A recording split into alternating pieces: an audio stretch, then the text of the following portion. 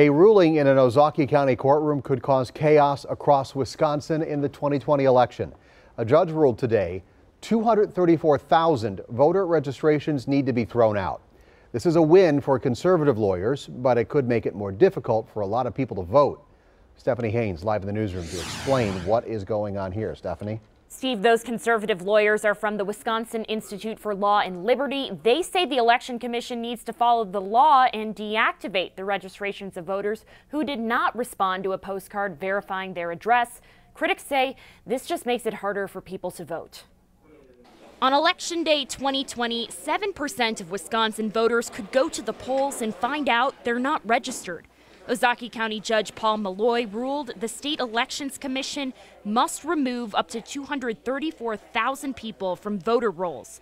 They were noted as having moved and didn't respond to a letter from the state.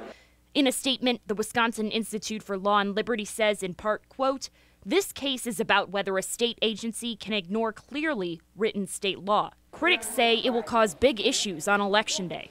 People who are entitled constitutionally to vote will be removed from the database. That's a problem. Maselman says the Bipartisan Election Commission removes people who have died or moved out of state from the registry. Now it will remove people who may have moved within the state. That's why it's going to hit the larger communities like Milwaukee County and Dane County, where they have a lot of people that are transient, students and whatnot.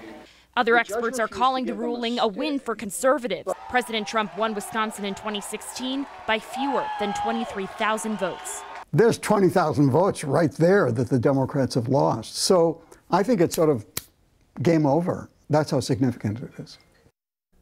The Election Commission is expected to appeal. It tells us tonight their lawyer is working on the next steps. And even if you are erased from the voter roll, you can register to vote in Wisconsin on Election Day. You must bring an ID and proof of residence. In the newsroom, Stephanie Haynes, today's TMJ4. All right, Stephanie, thank you. It is important to check and see if you're registered to vote. We have a link for you to do that at tmj4.com.